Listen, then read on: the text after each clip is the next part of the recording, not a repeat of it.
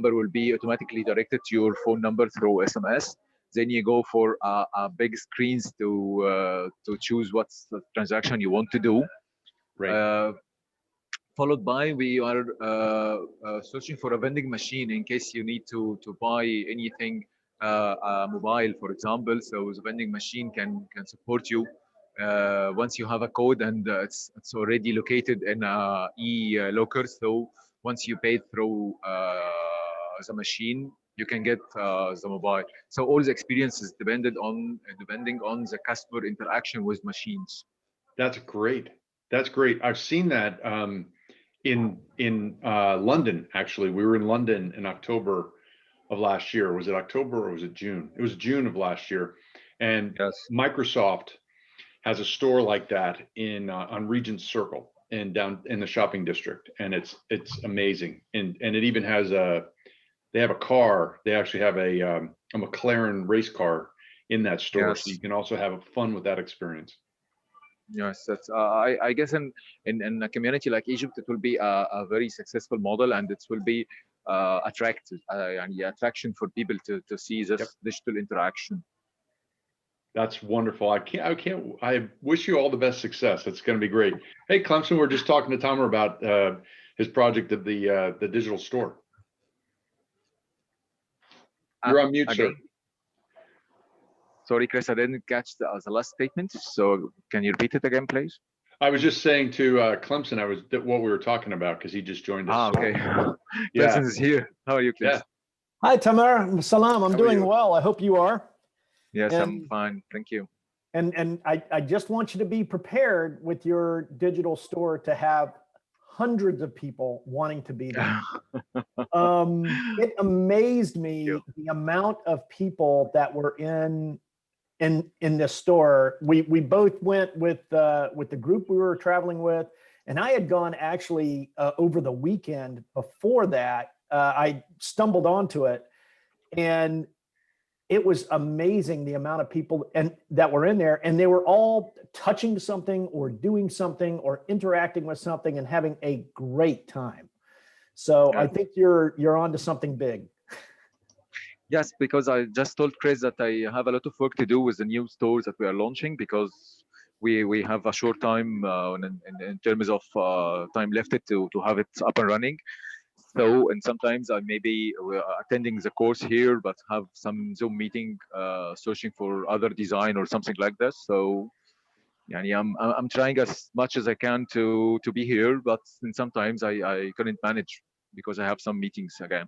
But I'm fully interested in the automation cycle, and I know that the title today is starting to check about the automation or the AI in stores. So it's very interesting for me.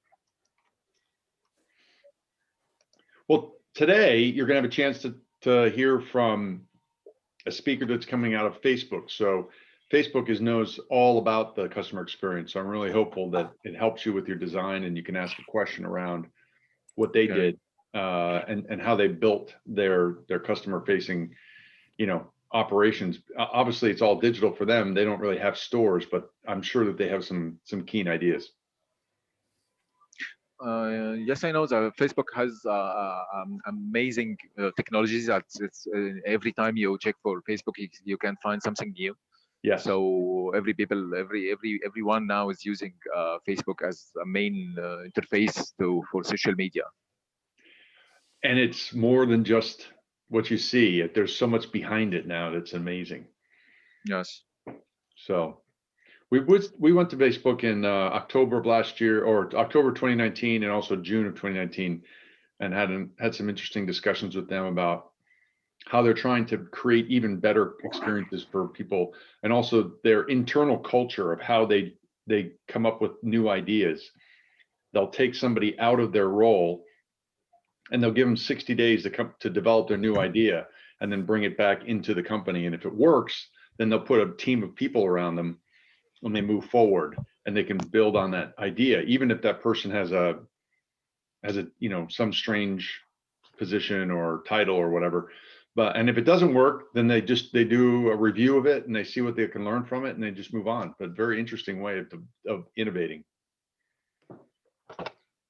So do you remember what those were called, Clemson? I can't remember what those were called.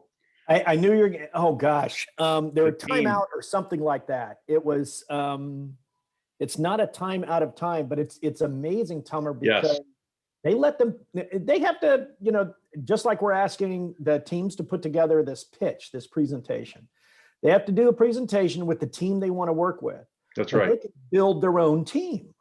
So you can go cross function, you can go outside of your silo, and you can bring people in that want to work with you. You do a presentation to the managers, and then they give you up to 60 days. They say, stop what you're doing in your job, go and do this.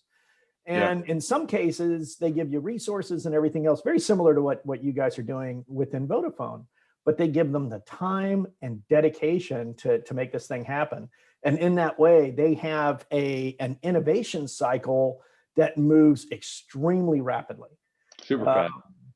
And it was interesting because so we went to Facebook. I learned about this in October, and then when COVID hit, inside CCL, I mean, we're a face-to-face travel organization, and we were doing our classes face-to-face, and we realized we had to pivot rapidly to basically build online materials and be more comfortable online. And we went to our leadership and said, we literally have to stop what we're doing, and we have to take 3 weeks and build this material. And they said, yes, you do. Please do that. And we basically were able to do what Facebook did and stop what we were doing, put together teams, and generate these types of products. And it did work. It wasn't easy, but it did work. And we learned that at Facebook. It was very, very successful for Facebook. And it worked out pretty well for CCL. Yeah, it did. I mean, I was really shocked. So, Tomer, I'm going to share my screen. I think I found what you were talking about in, or let's see, Irina or Blas, can you allow me to share screen or be a co-host? Because I want to be able to share slides as well. And or Clemson can, yeah. Oh, you need me to? Let me see. If someone can make me, great, thank you. I just need to, I want to, Tomer was talking about the show or the store in Egypt or in Greece. So these are pictures, this is the news release that they had on nice. September 24th, 2020. And I'll share this with everybody so that you can see it. This is really cool. First future ready store in Europe of the Vodafone group. And so I love it. I don't read Greek, but I'm sure that says welcome to the store. And it's pretty cool. Look at this. Look at the inside. This is really neat. That's really, really cool. So we'll have to see how that all turns out. That's what Tomer's in charge of. So. Well, Tomer, you get to do some cool stuff. I think he might have just stepped away. Excellent. All right.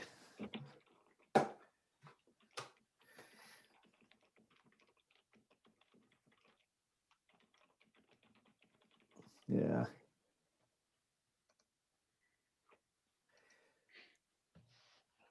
And I got a note from Mohammed. He is away from his laptop. He's going to try and see things on the phone and participate that way, but it was asking for the slides and everything. I told him we'd send that to him after the presentation. Got it.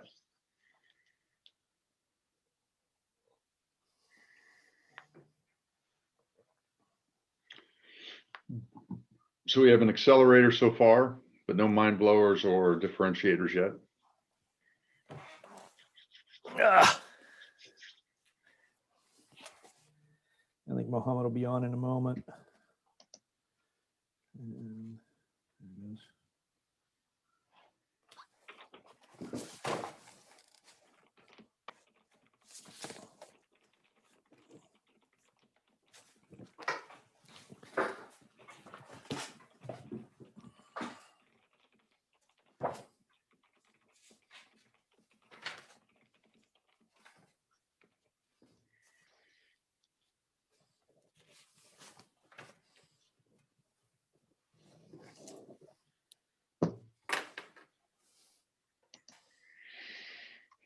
And Clemson just 1 minute or less had a nice chat this morning with Leora and Asha, and looks like we'll be in course of action 1, which is slight modifications using ACT, try to drive Agile that way. Okay. And I have, yeah. All right. You saw what I shared last night. That's Yeah. I tried to go down that rabbit trail and couldn't catch the rabbit, so I just said I'm not going to bother with it. So, but the other simulation is not up for discussion. Apparently, they haven't settled on a pricing option, and they wanted to bring in some team members from APAC that weren't available, and I said, let's not do that. So no. Yep. Good plan. Yeah. So it's been fascinating. It was a fascinating morning. I'll share more notes with you and Brother Herman. Okay. I love it. Yeah. Ayman, salam alaikum. Welcome. Hello. How are you? Hello, welcome. How are you? It's a wonderful day today. The sun is brilliantly shining. I hope that you're having a great day so far. Yeah, it's around 4:30 p.m. in Cairo, but yeah, there's still some sun. Good. Yeah. Has the weather turned really hot yet? No, I think it might still be in the 20s. No, it's around 20. Yeah, exactly. Yeah. It's not bad. Yeah. The Mediterranean Sea helps it stay colder longer there, or cooler longer. Yeah, exactly. And how is the weather at US now? It's brilliantly sunny and it's cold, like maybe 5 or 6 degrees Celsius, but it's getting better. Okay. Yeah, we actually had some hot days. Last week it was 20. We just jumped right up. Who knew? But yeah, it's been really nice. We've gotten the spring season is starting to show. Yeah, great. So anyway, well, we're just excited you're here. We're going to get started. We have Tamers already here, and we'll get started as soon as we have a few more folks. Sure.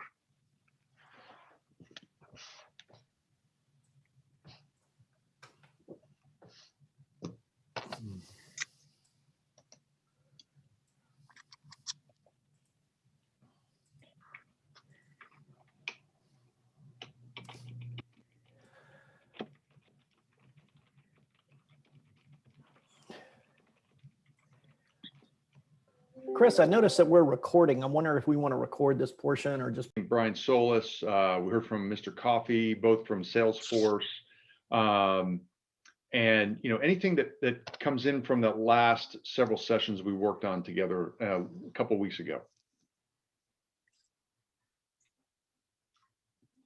Okay. Or maybe how you're thinking differently about what you're doing at Vodafone Egypt right now. And then we'll go to Ayman is next. And then, so I'm just trying to get a feel for what you're thinking about right now that really has been sticky or really has stuck with you so far. One of the things is one of the steps of the processes that we will use in our project which is the research thing. Yeah. So I was just chatting with one of the team today, Omar, that we need to put the research part in our project steps, and we plan to meet a couple of entrepreneurs who are in SMEs now. For 5 or 6 years, they started their business, to see where the gaps, what's the pains they faced while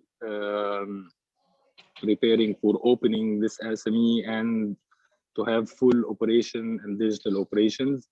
So I think this is my takeout on top of my mind now. Great.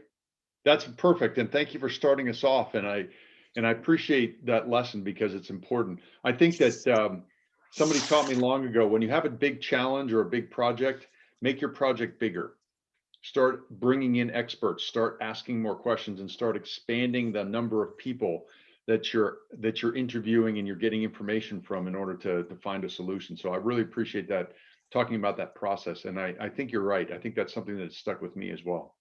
So how about we hear from Ayman and then from Tamer as well, and then we'll keep going around the circle here in our little group. So Ayman, what's important for you right now from the last speakers or from working with your team? Yeah, I remember from last session, mainly the discussions we took around the value proposition and thinking in the whole value chain, how to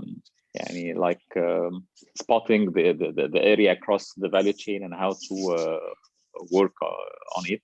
And the same for the business model as well, how to have like an innovative business model for the company. I think this is the two main things I remember so far. Thank you.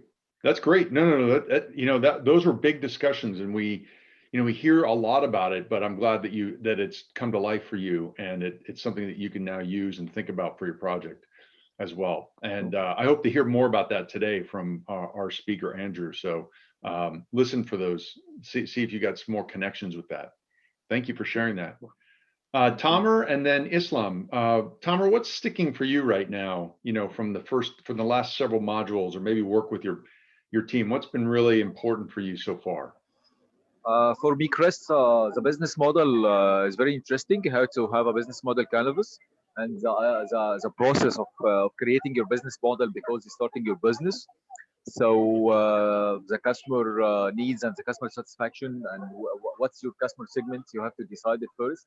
And again, starting with the value chain and how you have a permanent supply for your business, not a short-term supply. So you know your vendors. And the 5 forces, again, I still thinking for the 5 forces. I don't know if I'm remember them well, but the forces of the entry of the business. I'm not sure from the all forces, but most things sticking in my head is the forces of entry of the business. So once the business is very complicated, so it's difficult to enter the business. Like for example, the telecom business, it's not easy to have your own network. It's not that easy. So the business model in general is something I have my interest. Yeah, I appreciate that. I know that you talked about the customer and as well. And I know the work you're doing with the store and building that store out. And the customer is always right. You have to design with the customer's reaction in mind. And I think that's a fascinating discussion around that business model. So thank you for sharing that. I'm glad it's sticky for you right now. I'm glad it's something you're thinking about. Yeah, because I should add a comment that everything doing in business should be reflected on the customer needs. So in case I do a marvelous store, but it doesn't serve the customer in the right way, so I'm wasting my time and my money. Exactly. If you're doing it just because you think the business needs to do it and the customer doesn't respond, you've wasted all that time and energy. So I'm really glad that you're orienting now on that customer need and filling those customer needs. And actually, we've heard stories. I think you heard stories from Brian Solis about how Apple created a need for us, the customers that they didn't even know they needed, and so they kind of started to orient on that. So it's also thinking about what the customer, not just what the customer says they need. That's lagging indicator, but also what you think the customer is going to want in the future and trying to move to that. And I think that's a wonderful point. Thank you for sharing. You're welcome. Islam and then Amar, I'm sorry. What are you taking away from? Go ahead. Hello, this is Amir. Okay, Amir, go ahead. No problem. I'll start by the end of the last session. It was around the digital transformation. Yep. What stuck in my mind was the way we look at the customers in matter of segments and what looks appealing for them. And I remember when we were asking about the app penetration in comparison to what we've heard in the session. One good comment was told by the instructor, which is as long as it's not penetrating the way you planned for, then it's not yet appealing for the customer. So I took the thing and I talked to the digital teams in order to look how can we make things appealing to the customers. This is the first point. The second point, it was the beginning of the journey when we started to look at at people in a different way in matter of targets and numbers. And then I don't remember the name of the instructor, but it gave us a little bit of emotional or a tolerance towards the people who are working with us, especially we're in a very tough period in matter of COVID and stuff. So these things were for me the most important points along the journey. Thanks a lot. You're most welcome. Thank you for jumping in. And I think you're right. I mean, you have to start considering how things are going to affect your team before you keep moving forward in your development of other opportunities. And so, yeah, a great point to make. And I'm really glad you picked that up, because I think Brian Solis was talking to us about how COVID has completely changed how we go to work. And I think that was a beautiful point to make. And I'm glad you remembered that. So thank you for bringing it up. Islam, what do you think? Big topic that's coming to mind from everything we've talked about in the last several weeks? I think from my point of view, how we can face the situation during the COVID, and how the business have been shifted after the COVID, and the impact of the COVID on all sector of business. I think we went through a lot of type of industries, how this industry is managing the way they are doing their business, especially in the part of the propositions before the COVID is totally different after the COVID. How we look for the customer needs, how we can reach the customer, especially before the COVID, reaching the customer through the shops, through the retail stores. Now most of the industries have been moved towards the e-shops and the social media. So I think this is one of the most important topic that will help us, will be very positive during the previous sessions during the previous months in the sessions. Yeah, what a great, I really love what you said, because, this is about how does Vodafone Egypt get connected to a lot of other things that are happening. And I think that's a wonderful question to keep exploring. And I think that's something you're going to hear a little bit about today when you have your speaker. Thank you. Thank you. Yeah. Amar, and then Motaz. Okay, so I think for me it goes in line with the same flow, because at the end, whatever is picking up in our mind, it's mainly that sometimes you miss the customer needs and you go with one direction, and you miss following up with the customer needs and checking whether your proposition and your values are still important or of interest for them or not. So I think this is for me like the main thing. Sometimes we start with the idea itself is very customer centric. However, at some point we lose focus on this, and we focus more on the idea and the idea we love. So I think for me the main thing I need to focus on is being always updated with the customer needs and with the customer point of view. We're hearing a lot about the customer, and Amar, thank you for sharing that, because our own values as a company can get in the way. And it's such an important point that you just made. We were talking before we started today with Tamer about the work he's doing on the digital store. I mean, the one that they built in Egypt and in Athens was the first one for Vodafone Group. And now it's coming to Egypt. It'll be the first one ever in Egypt. And that means that we're focusing on the customer. So our values should reflect that we think about the customer needs. And so I'm so glad you brought that up, because think about all the big successful companies that have become either bought out, or worse, they've gone out of business because their values prevented them from addressing customer needs. So thank you for bringing that up. And Motaz, you're our final voice before we move forward. What are you taking away? Okay, some of the points that we gathered, that for example, the project that we are going to, or the innovation that we are going to implement, the benefit behind such project, is it for the customer satisfaction, for example, or for increasing the revenue for the company, or both sides? Because as long as I'm going to the direction of the customer satisfaction, of course, this may cause the increase of company's revenue. Aside the technology that I'm going to utilize to implement the project itself, that I have to to have the idea or the direction of the technology that I'm going to use.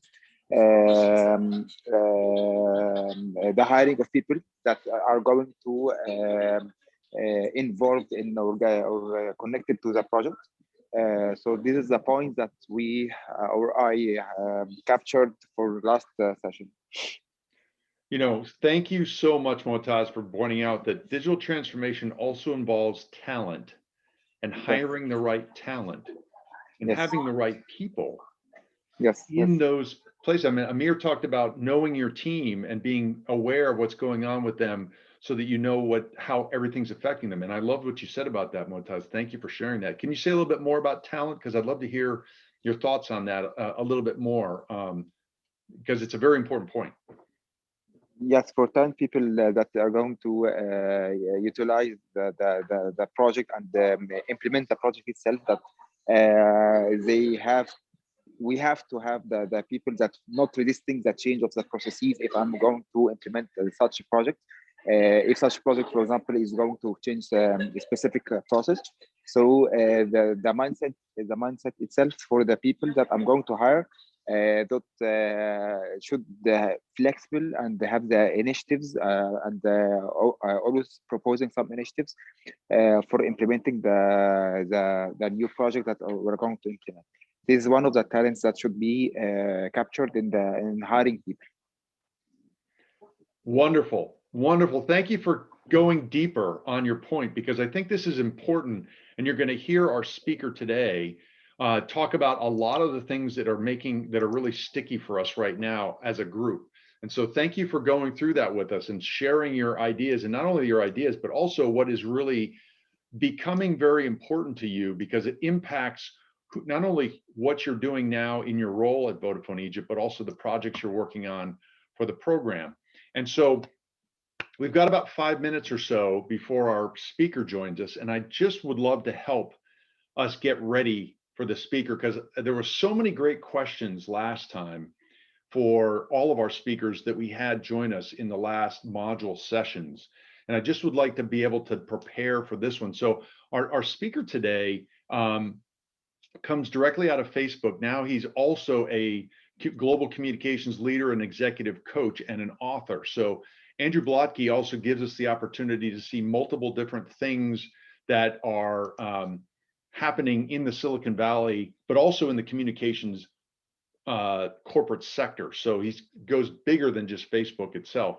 But you know, he's got not only experience at Facebook, but he's also been part of a lot of different projects that have gone on in the Silicon Valley area. So what I'd love for you to think about is a couple of questions that you really want to ask him today. He'll join us here in a couple of minutes. It's right now, it looks like it's we've got 5 minutes before he joins us. But I'd love to hear some voices again. What are some questions you need him to talk about, or some things you need to hear from him today, so we can get some questions together so we know we're ready when it's time to engage with Andrew? What are some things you'd like to hear from him today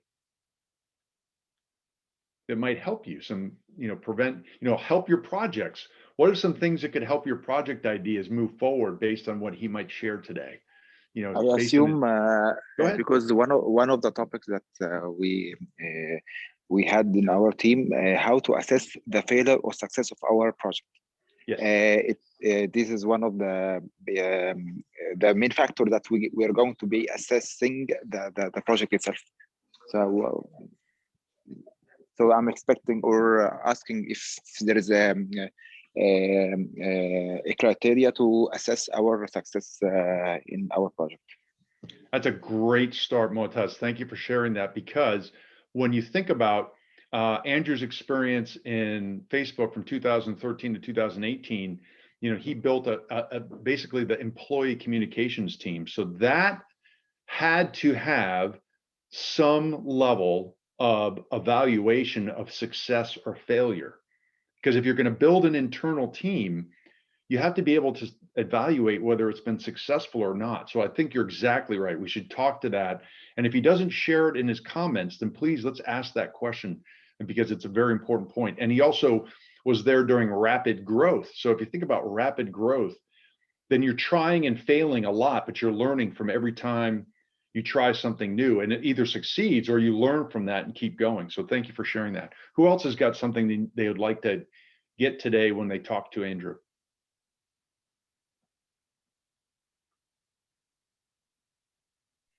I believe I'd like to ask him about innovation part, how they are driving innovation inside Facebook, how the staff is motivated, or they have, for example, allocated time for developing ideas or brainstorming for new innovative ideas.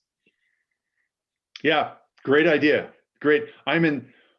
This has got to be a really important topic today, is how do you create and generate new ideas in a place like Facebook? And Andrew is just now joining us. I'll let him into our room, but I just want to say that I'm really excited to hear that's another great point of something we should try to get.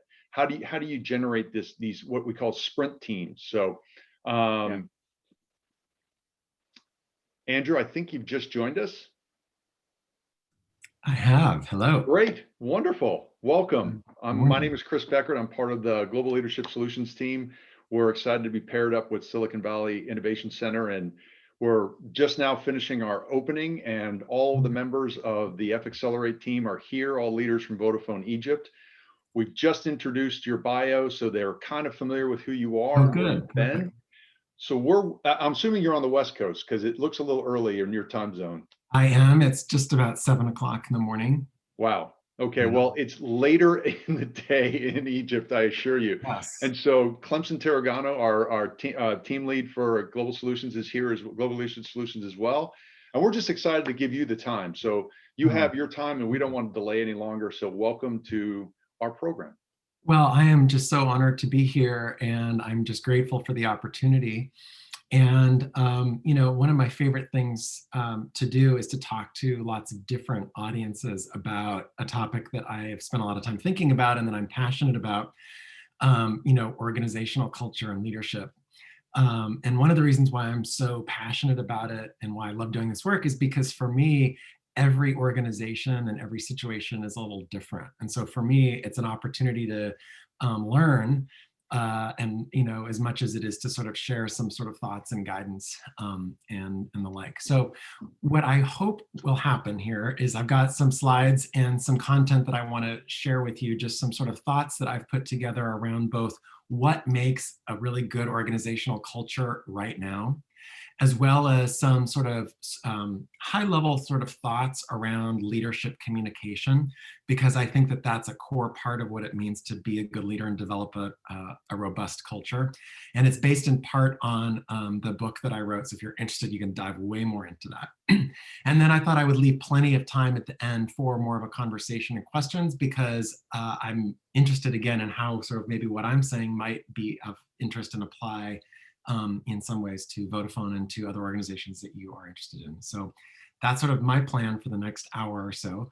And if there's anything that comes up, questions or anything that isn't making sense, I am very sort of maybe West Coast, California casual. So please feel free to interrupt. I don't think it's rude, and ask questions, because I want to make this useful for you, okay?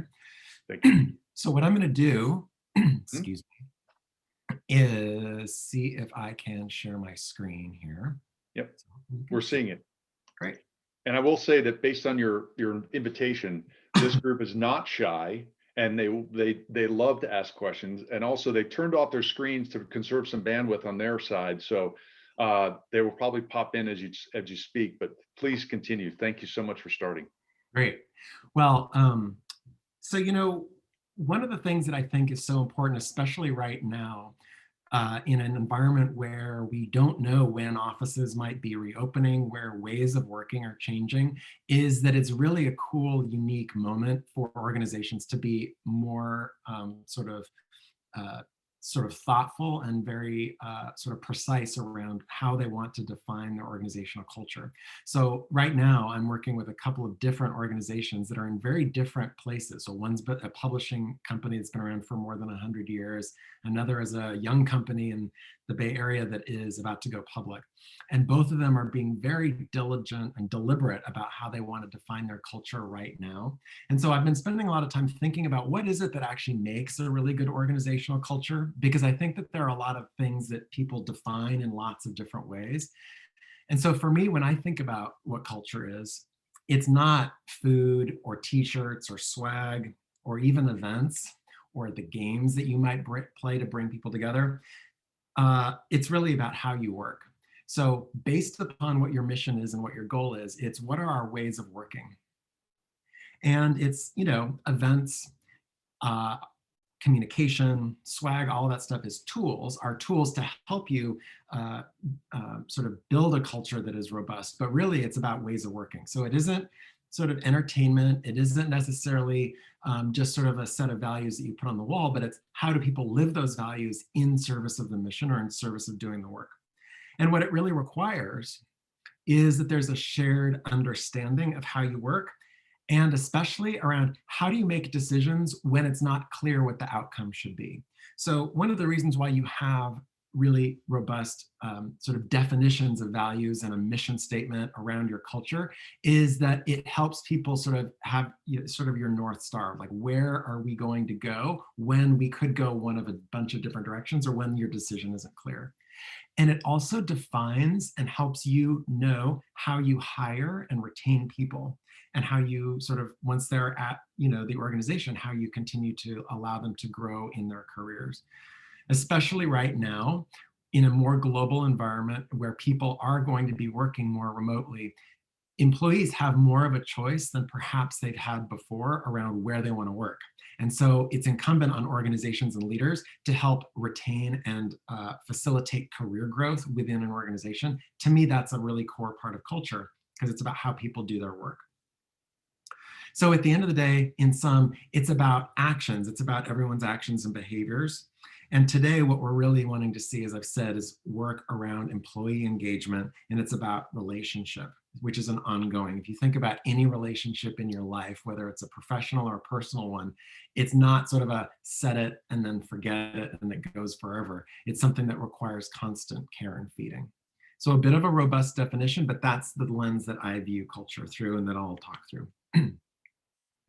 And why does this matter? Well, because it definitely increases productivity. Highly engaged employees are 21% on average more productive. And so if you're going to engage your employees, that means you're going to get far more of their best out of them. And it also means that increasing investment in engagement by just 10% in a recent study showed that you could increase profits by $2,400 per employee per year. So a little bit more of an investment also means that you're going to be able to increase and improve your bottom line. So it's not only the right thing to do because it feels good and it's aspirational, but there are measurable benefits for both productivity and profitability. And we also know, as I said, around employee development, that 73% of employees who identify as disengaged are actively seeking another job. And that is compared to 37% of employees who are actively engaged. So there's a huge split. So it's likely that if you're not really engaging your people, that they are not going to really want to stay, and the numbers bear that out. Last thing I'll just say on this is, you know, this is really about helping to identify and communicate what your sort of identity is. And when we talk about sort of, you know, marketing and sort of the feeling that customers and consumers get about your brand, how you deal with and treat employees and how they experience the organization as working there from the first moment of recruiting and hiring all the way through their whole employee experience is a huge way of just defining your culture, but also of like sort of telling your story publicly, right? So this is both about internal and external audiences. There's not really a split anymore between what happens internally and what happens externally. So culture is really important for your brand. So when you think about, okay, I get what culture is and why I need to do it, how do I build and scale it for an organization?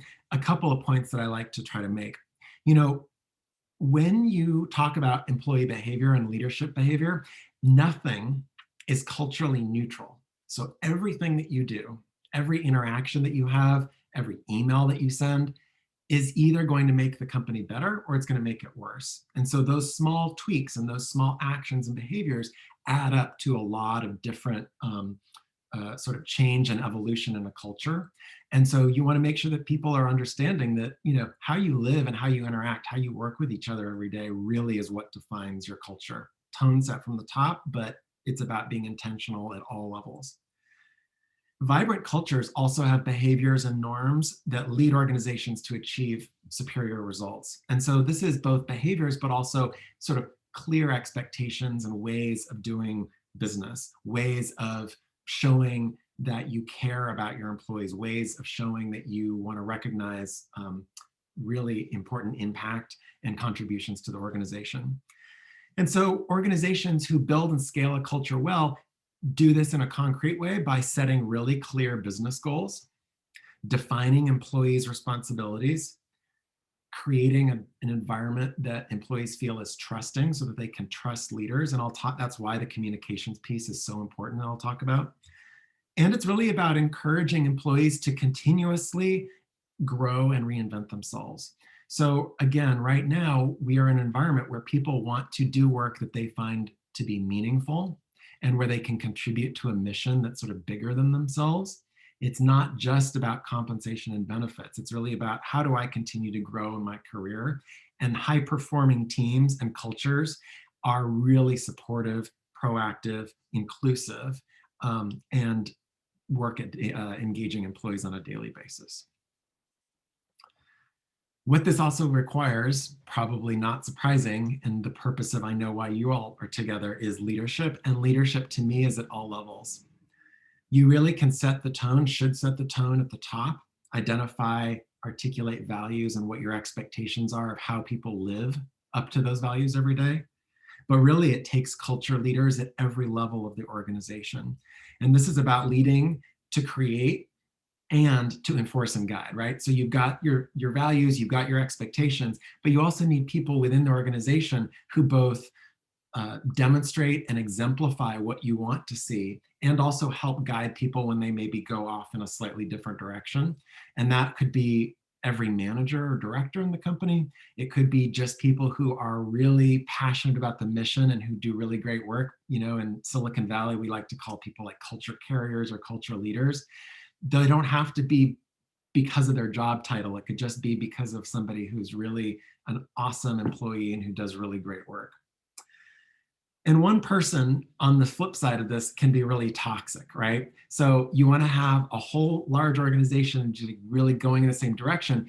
And one person can kind of undo the really good work of like 100 people. And so a few people who are off in the wrong direction can be really harmful to where you're ultimately trying to go. And so it's really important that you be open-minded to, but also move quickly when you see that kind of sort of action or behavior kind of going off in the wrong direction. That doesn't necessarily mean that you just like immediately have to let the employee go. But it definitely means that there's like, you don't want to just sort of ignore it and let it fester. I see this in organizations all the time where it's like bad behavior seeps into the environment. And often by the time you finally hear about discontent among employees, it's like a little bit too late, right? Because you've almost lost people's trust and faith in the organization. So important to sort of be mindful that sort of early and often on this is really important. In order to make leadership sort of actionable, as I've mentioned multiple times already, having clear values and a clearly articulated mission is important. And this isn't something that you just sort of share on your website or maybe talk about in an employee manual somewhere and then leave it. It really needs to be common language across offices, across locations, across teams and functions. You know, values, I think the best values in organizations are ones that are easily translated into action. It's people have an understanding of what it means. So for example, one of my least favorite values I've seen in companies is sort of like treat each other like a family, or family values. And to me, that's problematic because as an employee, I don't know what you want me to do, because everybody's understanding of what a family is different. Some people have wonderful relationships with their families and other people really don't. And families interact in very different ways. So a more precise or a more clear way of doing that is we show support even in disagreement, or we are open and transparent so that we can, be productive, or whatever it is. So make sure that you're being really clear around what the values are and the ways that they translate into some kind of action. And the last thing about this is, the more open and the more regular you can be around talking about both your values and your mission, linking people's work every day to the broader mission of the organization, helping them to make that connection really explicit, the more sort of common it'll be for people to be able to internalize what they're doing and how it relates to their everyday work. So early and often communication about this. Probably the last point I want to make around culture specifically, and I kind of hit on this early, is that it is flexible and it evolves. This is not the kind of thing where you sort of do the offsite on culture or do the all company meeting on culture and you check the box and then you move on. It is a mix of maybe institutionalized events and moments and ways of recognizing people. It's also the way that you do performance reviews. It's the ways that you bring people together to celebrate. It's the way you bring people together to talk honestly about challenges and difficult moments. And it's signaling early and often that evolution is okay. Because one of the things that we know is that people feel uncomfortable in moments of change. And there are lots of moments of change. So when things are going well, and in the absence of something that feels dramatic or hard, it's really important to sort of say, we know that this is going to evolve and change over time, and that's okay, sort of setting expectations. So it's structure, rituals, ways of doing this, constant communicating, constant feeding. So I'm going to stop there briefly and see if there are any questions at all about anything that I've shared before I dive into the communication specific part of that. Any questions for Andrew?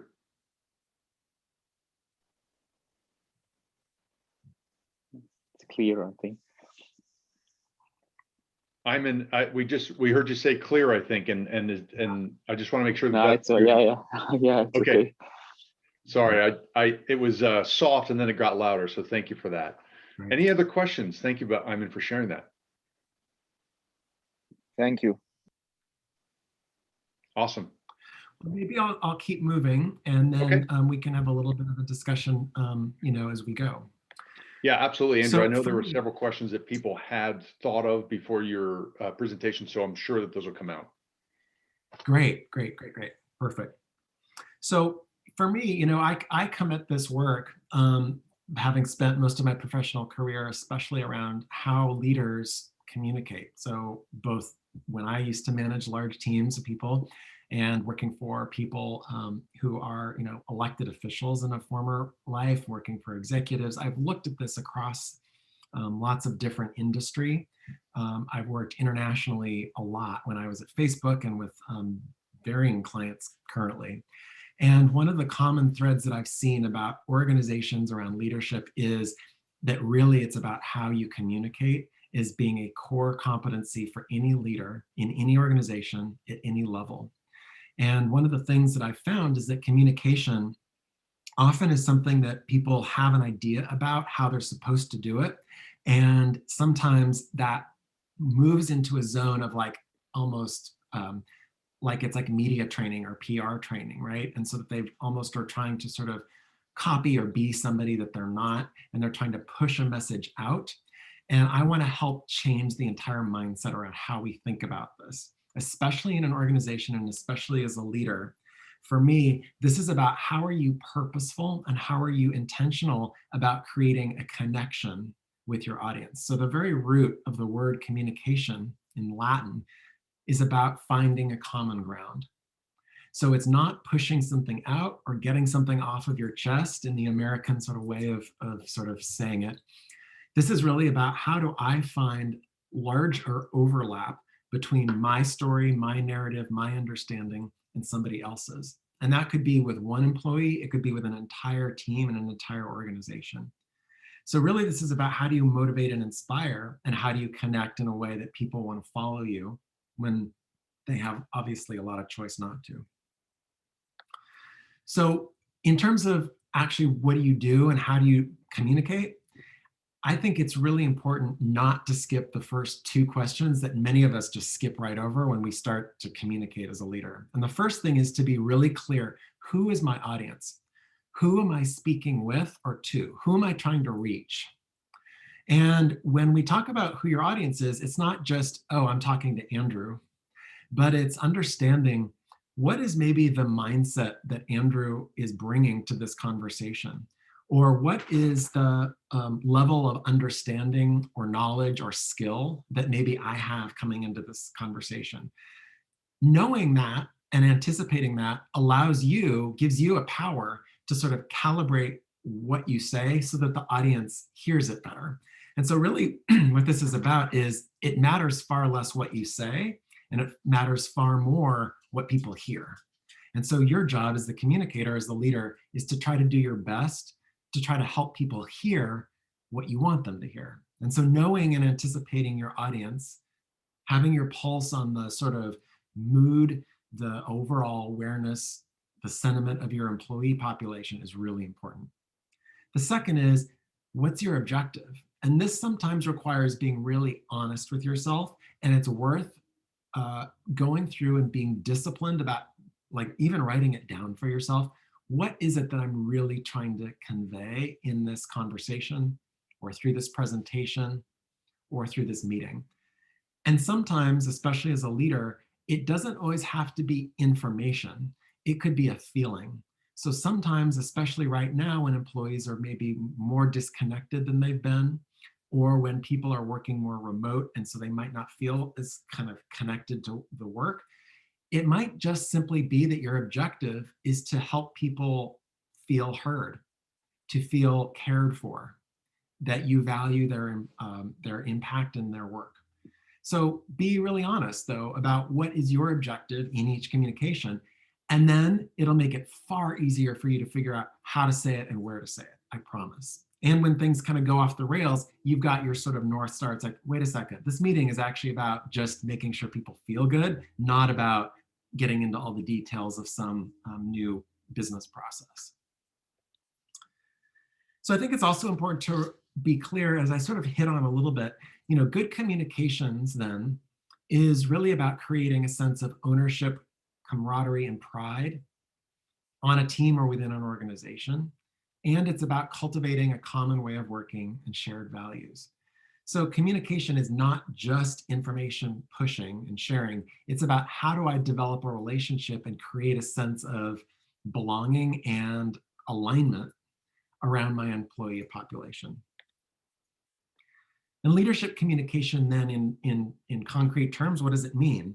If you do it well, it means that employees have information that they need to do their jobs, that they have a clear sense of direction over where the organization is going, and they feel some sense of ownership, and they're a core part of the culture. They're not just sort of passive passengers on a bus.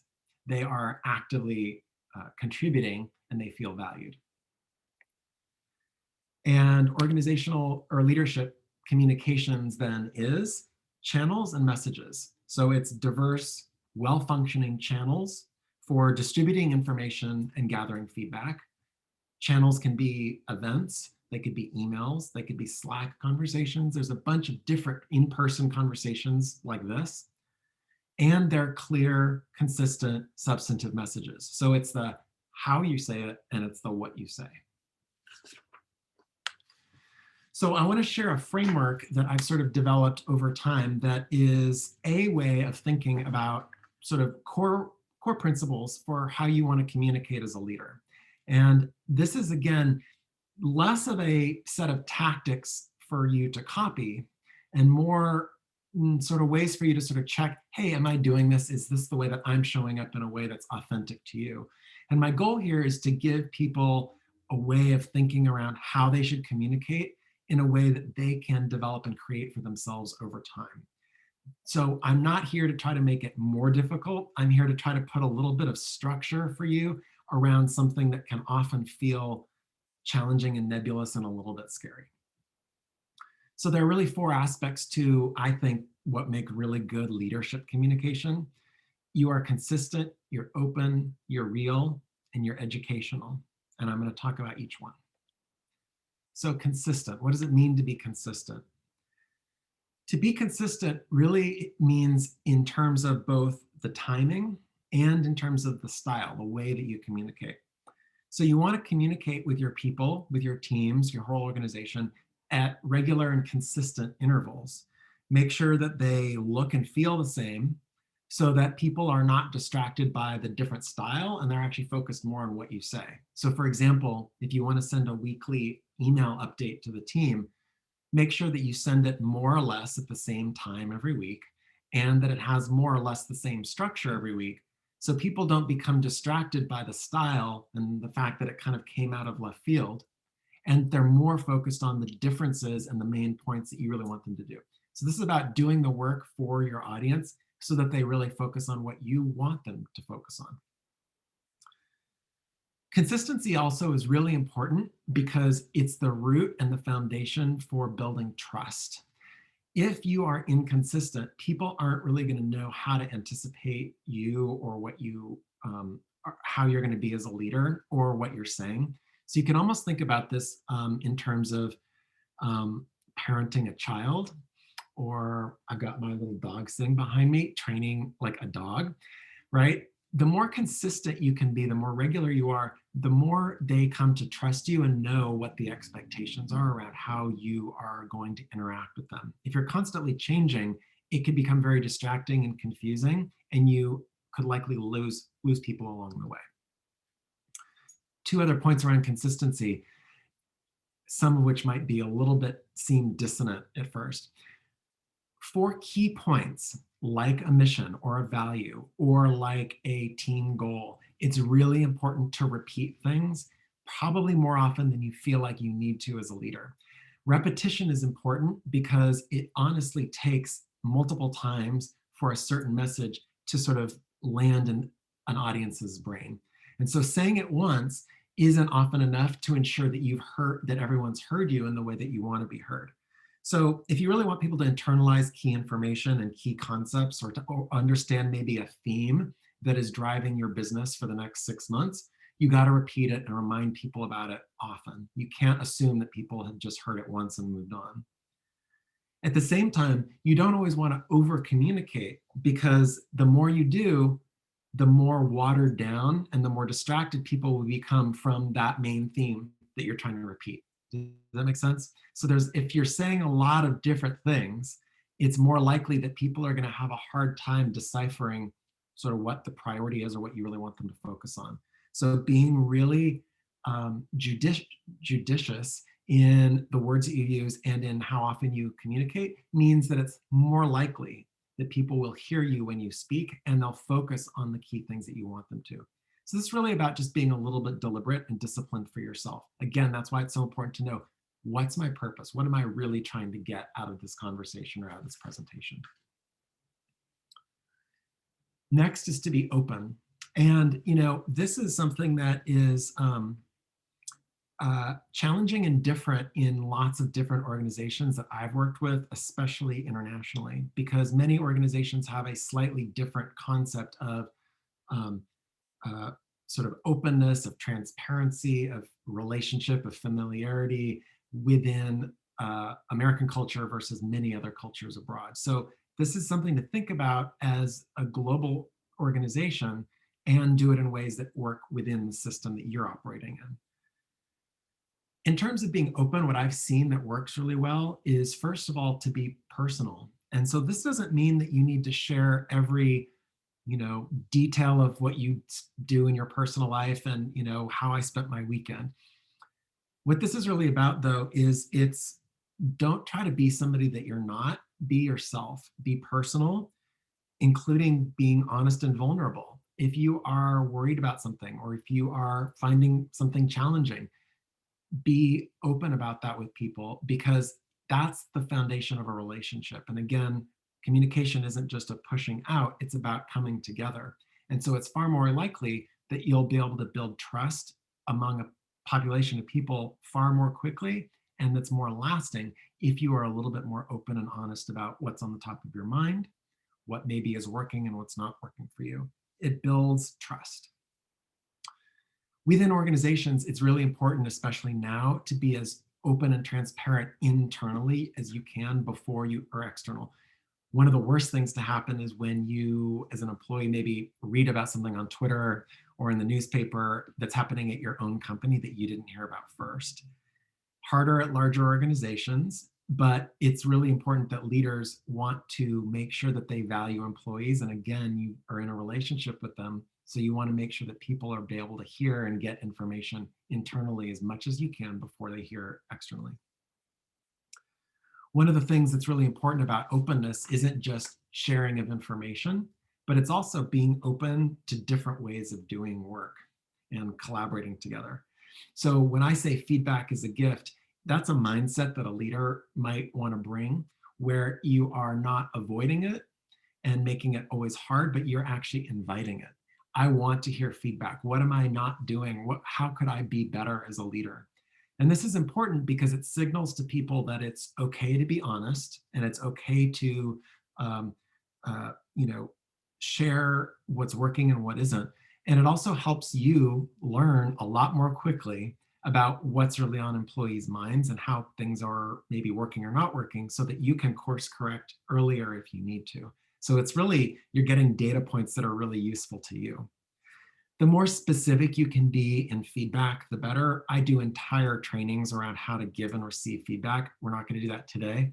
But one thing I will just say is the more specific you can be, the better. It's useful, and it's not rooted in bias, like, oh, I just don't like that person's style because they are different or they look different than me. That's not what we want. We want to have people being really specific so that it's focused on work and action.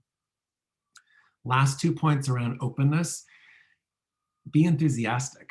So if you are the leader of a team, or if you have created a product, you can't possibly expect other people who don't know it nearly as well to be as excited about it as you are, because they don't know it as well. So if you're not excited, how can you expect them to be? And this enthusiasm doesn't mean being sort of fake and being like a performance. This is really about, it's infectious, and it's something that draws people emotionally to you and to want to continue to be involved in the mission of the organization. You want people to feel passionate about their work. And if they can see that in your eyes, it automatically makes you a better leader and makes you able to connect with them far more easily. Last point on openness, I call this internationalizing, but it's about being mindful of the language that you use, the time zones that you operate in, mindful that there are many people in many organizations for whom English isn't the first language. And so you want to make sure that you're mindful of jargon, words, all of that kind of stuff. That's a way that you develop openness and connection. 2 more sort of slides and chunks of information, and then we can have a conversation. Being real. To me, this is really important, because this is about, again, how do you develop a relationship, a connection with your audience? Just be direct. So the more direct you can be, the better. It's going to be easier for you, and it's going to be easier for the audience, your employees, to be able to figure out what are you trying to say and what do you want them to do. So not a lot of spin, not using a lot of jargon, being honest and direct. And for me, this is actually really a sign of respect, because you want to treat people that you work with as adults and capable of handling information and the truth, even if it's hard. And when you obfuscate and when you cover things up and you try to sort of paper things over, it almost communicates that you don't think that you can trust them with hard information. And so really it's about just being direct. People know where you stand, what you believe in, and it makes it far more likely that they will actually hear the right result. The more convoluted you are, the less direct you are, the more likely it is that people will interpret what you said in the wrong way. So what we're trying to do is minimize misunderstanding here.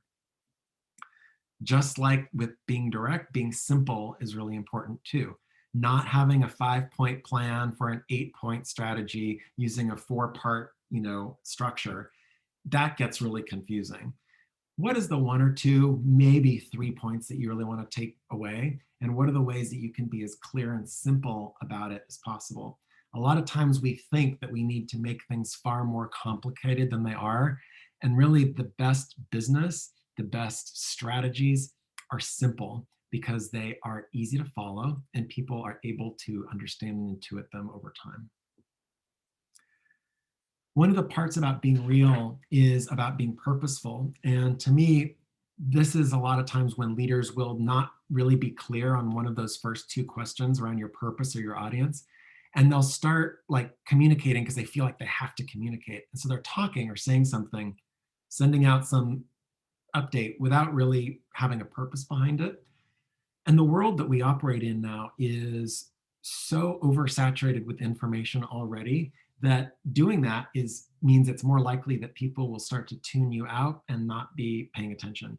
So really, you're leaving an opportunity behind if you are communicating in a way that is not really focused and not deliberate. You're creating an opportunity for people to sort of, again, misinterpret or come up with something that maybe isn't quite honest and sort of focused on what you really want them to focus on. So just make sure every time you communicate, there's a purpose behind it and it's not superfluous or it's not extraneous. Be yourself. We talked about this already. This is about not trying to be somebody that you're not trying to be a really funny person if you're not. People will be able to see through that and it'll be more like a performance. And people can tell when you're performing as opposed to really relating. You want to make it feel like you're having a conversation. Last point around being real is, I like to say this, like fly at the right altitude. It's really about what's the right level of detail, of overall picture that you need for your specific audience. This is why knowing the audience is really important. So if you think about what the world looks like when you're on an inside of a plane, when we used to all be able to fly and travel far more, when you're at a very high altitude, you're able to see a large landscape, but not a lot of detail. And when you're really low to the ground, you're able to see a little bit of the landscape, but a lot more of the detail. And so it's really about what's the right level of zooming in or zooming out for the audience that you're speaking at. If you're the CEO of an organization, you probably don't, speaking to the entire employee population, you probably don't need to go right into that detailed level of every little business strategy for every business unit. You want to provide direction, strategy, honest conversations about where you're going. Last part of the core strategy is to be educational. And this is one of those ways in which leadership communication can sometimes differ than how we think about maybe public relations or speaking in the media. I think educational is really important because this is about how you, again, develop and collaborate, have a conversation, collaborative approach with your employees. Leaders really help bring people along with them. And one of the ways that people can do that is to sort of, what I like to say, widen the aperture. So you think like a camera lens, try to widen the view to help people connect dots between different business strategies, between different parts of the business, between different time points in time. Really, leaders don't just share information, but they help connect dots for people. This is related to helping people, what do they really need to hear? Sometimes people need to hear just pure provision of information. Sometimes people need to understand how all the pieces fit together and maybe why you've made a decision that you've made, even if they don't disagree with it, but you can commit to always explaining why you've made a decision that you've made. This is really about understanding your audience and trying to make sure that you've not left an opportunity on the table for people to know what you want them to know. How do you want people to interpret something? Define your terms. This is important, especially because many of us have worked in organizations within one industry. And so specific terms for work or terms of art can actually mean one thing in one organization and a different thing in a different organization, even within the same industry. And so what you don't want to do is leave up to chance that somebody could interpret something in a different way. So at regular intervals, if you're using a term of art or if you're coining a term, it's important to sort of define it and define it by what you mean. So just like I've done in this presentation today, I said good leaders are consistent. I then defined for you what I think consistency means. I'm telling you what I think educational means. It may be that there are other ways that you think about it. That's great, totally fine.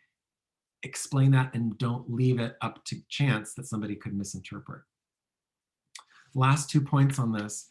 Educational to me is also really about helping people understand why things matter and the sort of what we call like the so what. So what? Why does this matter? What's the context? Why are we doing this? This could be as simple as I went to a really interesting conference on leadership development with the Silicon Valley Innovation Forum, let's say. And I go back to my people and I sort of say, hey, this is what we learned. This is why it matters. Helping people to understand what you did, why you did it, and what maybe you're taking away from it is really a great way of sort of showing people that you're not just a manager, but that you're really a thought leader. People want to believe that their leaders are going to help lift them up and make them better and help them be better. And one of the ways you do that is by helping connect dots and sort of say, hey, this is what I took from this. This is why we're doing this. This is why I'm so inspired about where this industry is going. Last thing on educational, if you want people to do something, tell them. So include a call to action if that's relevant for you. It could be as simple as, I want you to apply this new strategy or fill out the new employee survey. A lot of times people will leave this unstated and assumed, and I think that that is hard because people will interpret it in lots of different ways and they may even miss it. So if you really want people to do something, then tell them. I sort of like to say, when I talk about communication a lot, anything in life that you're communicating is worth communicating because you want somebody to feel, to know, or to do something. And so tell people what you want them to do. Tell people what your intention is for them, hopefully to take away from the conversation.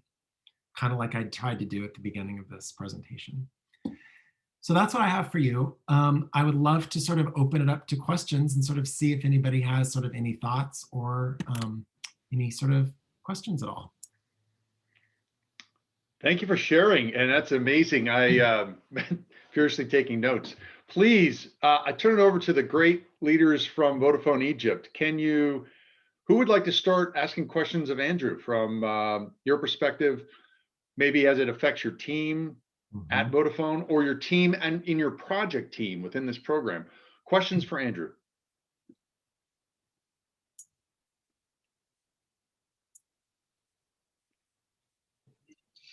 Hello?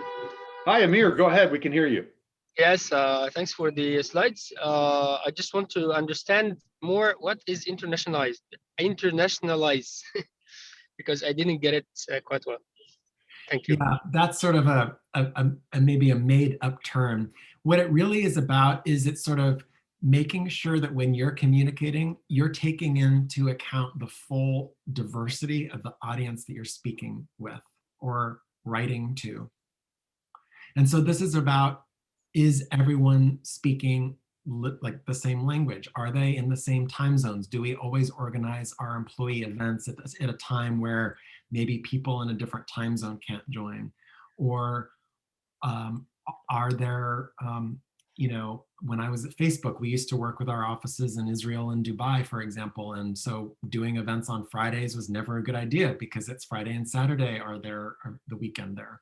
So just, it's about being mindful and it's about being respectful. It's about sort of like not waiting for an employee to have to complain about it. It's about being proactive to show that you care.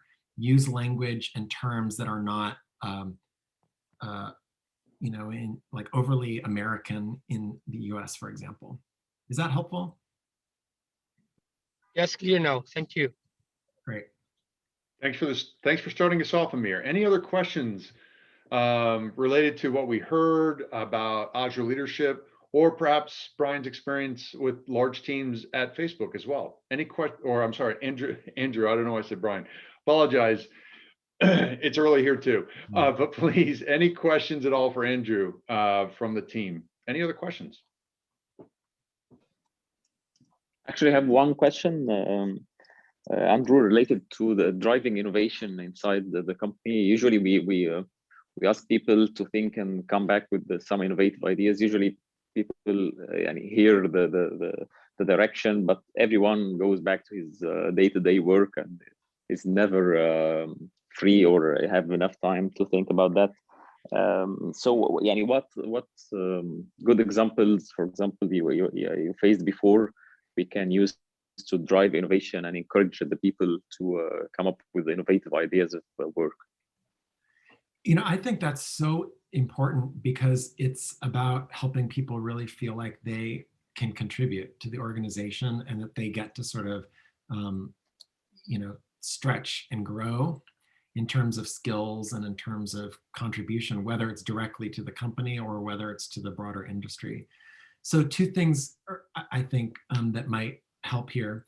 One is I think it's important to sort of actively verbally encourage this a lot and explain why it's important for people to do this, and then give people an opportunity to share some of what they've come up with. And so you can do this in formal ways or informal ways. So informal ways might be just regular forums or maybe an internal chat group or maybe sort of optional events where people could come and sort of have an opportunity to share some of their sort of innovative ideas and what they've built and what they've come up with. And a more formal way might be to develop some kind of a moray or a structure or a regular cadence, maybe at an internal employee event, where you get to feature an employee has an opportunity to come up and talk for 5 minutes about some new innovative idea that they developed. So it might be something like you want to say, hey, we're going to do a session today where we're going to hear from 5 employees who've come up with some innovative ideas. It doesn't have to be directly related to the business. You might want to encourage them to have it be some way related to the overall mission of the organization. But it's sort of like putting your money where your mouth is, right? So following up, we want people to be innovative, well, but then give them an opportunity to show how they're doing it. Give them an opportunity to talk about it. It's a form of recognition for their work. Last thing on this is there may be even more structural or informal or formal ways of doing this, like building some kind of innovation into your performance review system, the way you evaluate employees. Is there some way that you can give people recognition for innovative ideas that have contributed to teamwork?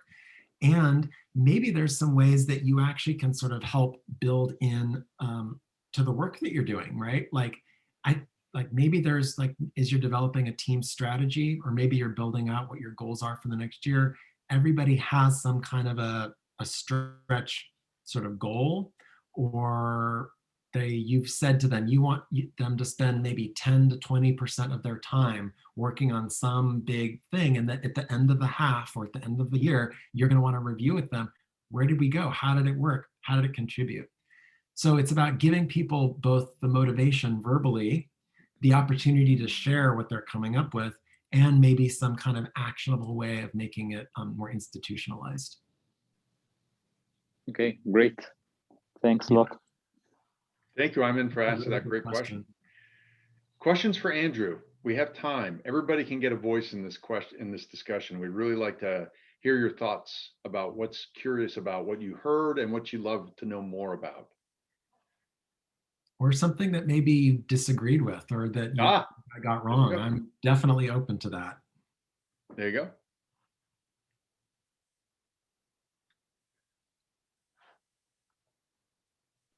I have one question, but maybe a bit different scope. But recently we had in Vodafone like a people survey for the employees to share their thoughts, and they answered some questions provided by a third party, and the results were just revealed this week.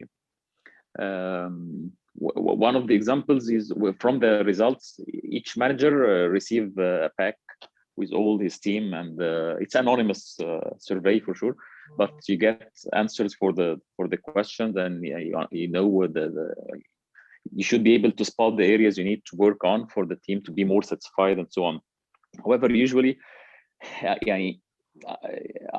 usually when we make like some open discussions with the team to hear from them, usually they don't share exactly the same as they did when they were alone in front of the survey. And usually I'm not able to get exactly what are their dissatisfaction points, where they are not so engaged. And I mean, what is an effective way to gather feedback and keep it anonymous for sure, for the people to be able to share ideas. And my problem is some people are not, or maybe they are shy to share their thoughts and ideas formally in an open discussion. So what is the best way? Is it to take it to on one by one basis, for example, or to have another anonymous but in a different way surveys? And what is the best way to get the actual feedback from the team? This is also a really good question, and I think something that just about every organization that I've been sort of a part of or have worked with is like struggled with. So if you figure this out, you should write a book and you could become a very successful author on this topic. One of the things that I would say is, I think it's take a step back first and sort of think about how can we try to build a culture where feedback is common and accepted.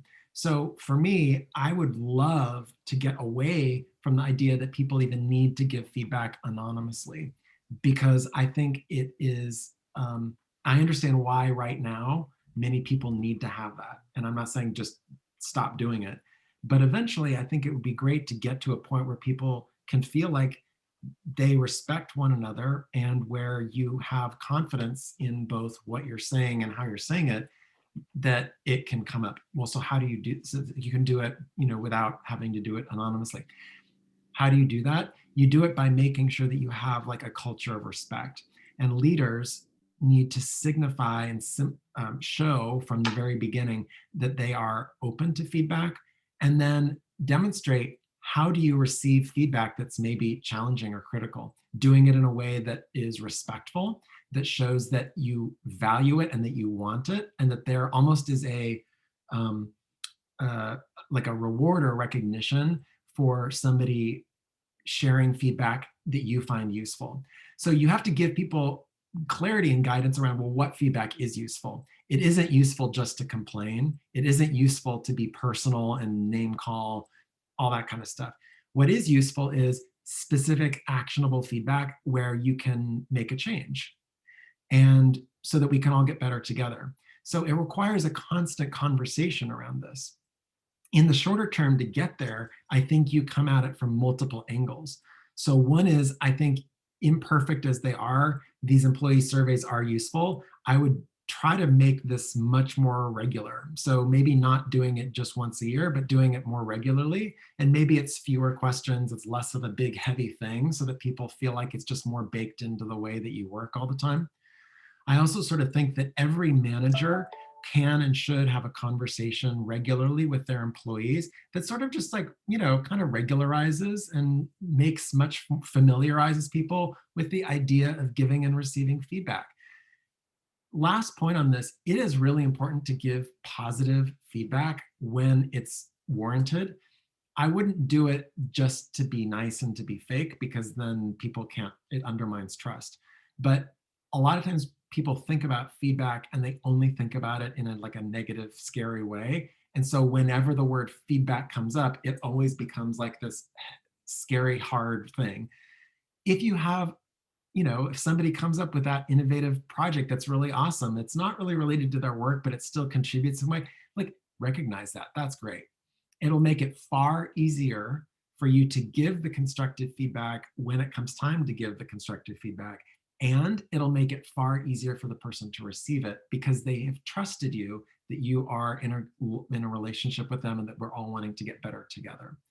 So doing it more often, familiarizing with people, and demonstrating the ways that you want people to receive it.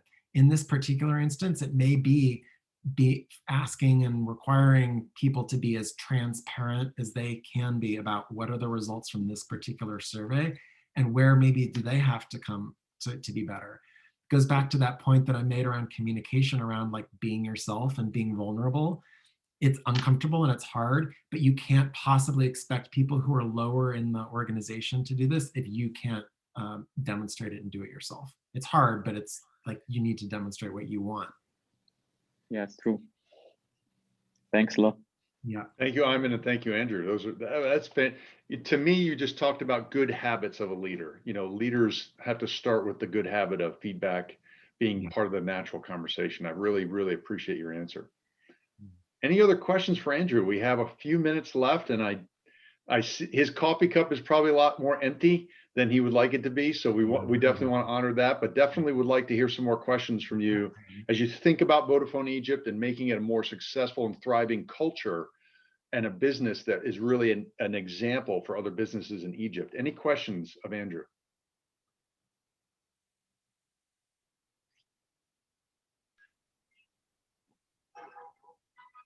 Looking around. I think Go ahead, with the Mohammed. question in my mind, yes, can you hear me? We can hear you, sorry. How can we reflect? I mean, okay, but this was a great presentation and it has lots of details and all these small details, I think, matters big time in the leadership and in the culture. How can we reflect all these points into our situation now with the COVID and the lack of face-to-face interactions as we all see it and live it now. So I need to talk a bit about this dimension, reflecting on all these great points that we yeah. Well, I would just say, you know, I think that what you just said at the end is the most important about reflecting for yourself on how you want to show up and how you want to lead, right? So I'm not here to sort of say, oh, this is how you should do it, or this is how we did it when I worked at whatever company. This is really about how do you want to show up as a leader, especially when moments are hard. And if you try to do a few things that I've thought about, sort of like, how do you view it as a relationship, not just a one-way? How do you try to understand your audience? How do you try to be really honest about what your goal is? Then I think it will be far easier for you to figure out what to do in each moment. And so, you know, there are tactical tips that I'm happy to share around when you're communicating virtually via a screen. Don't look next to the screen at your notes, look at the camera, you know, do certain things like bring people together, ask them to engage in the chat, try to encourage bringing people together, not just for work meetings, but for just opportunities to be recognized. There's a lot of tactical things. What this is really about is about how do you want to show up as a leader, knowing what it feels like to be kind of have your health at risk and to be kind of locked in, you know, your home and disconnected. People are more disconnected. So how do we create more connection, even in the confines of what we have to operate in? How do we showcase innovation that maybe is taking place, even though we can't see it in the office every day? So I love what you said at the very end around, there's some points here, but we need to do some reflecting. Like, yes, absolutely. I hope that some of the points I've shared here provide a little bit of a structure or some questions to help do that. No, I think there's a lot of points which will support this. Thanks for that. Yeah. Mohammed, thanks for that great question. And thanks for being our last question of the day. And really, I think you're exactly right. Now that you have had this time to engage with Andrew, you can start reflecting a little bit on how this is going to, how the culture of Vodafone Egypt moves forward out of the virtual world and back into the world of being face-to-face in some new way. I just want to share, Andrew said he was an author. I want to make sure you understand that he's got a fantastic book out. It's called Honestly Speaking. And I really encourage you to go to it if you have more thoughts about where you want to go with engagements within your culture. Andrew, thank you so much. I'm going to turn it over to my colleague Clemson to close the day. And I just been really excited to hear you speak today. Thank you for sharing time this morning. Thank you. It's been a pleasure. Andrew, thank you very much. We certainly appreciate it, because what we're going to be doing on Thursday, everyone, is putting Andrew's words into action. So Okay. when we come in on Thursday, we'll need everybody here. Remember, we're going to start about an hour earlier. And so we're going to start at 3:30. We're going to give you some time to work on your projects, but most importantly, we're going to give you the opportunity to practice briefing your projects. And we're going to have 4 key questions for you. I'm going to send the slides out to you a little bit later. But we'll have 4 key questions that we're going to need you to answer, and we'll be the people who are you're going to be presenting these to will be the other teams, and they'll be looking at your answers and your communication in terms of those core principles that Andrew talked to us about. Do you have a consistent message? Are you open about what about your project? Is it a real project? Is this something we can really do? And then we'll need a little bit of educational piece. What are you doing? What does success look like? How is it tied to Digital One's strategy? And most important, who's your customer? So we'll have that educational piece as well. So Andrew's given us a real good structure to use for our conversation on Thursday.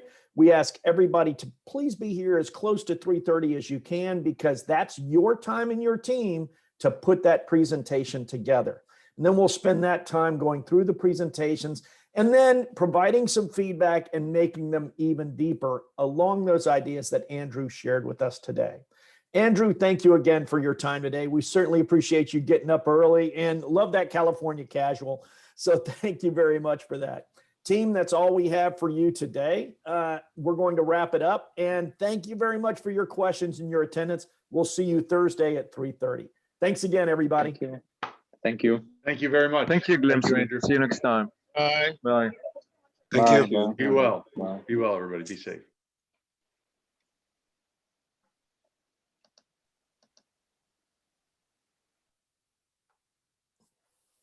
And that's all she wrote. All right. I'll close the meeting, and since I'm now the host, and it's been awesome. Thank you very much. Thanks, Chris. That worked out really well. And I love just calling on him. I think that worked tremendously. Great. And that's probably what we need to do going forward. Awesome. So Well, I we'll practice appreciate that it. on Thursday. Yeah, I'd love to hear how it goes. I'm sorry I can't be there. This is going to be exciting. no- I'll be there on the 9th, though. I'll definitely be be ready for the 9th. Cool.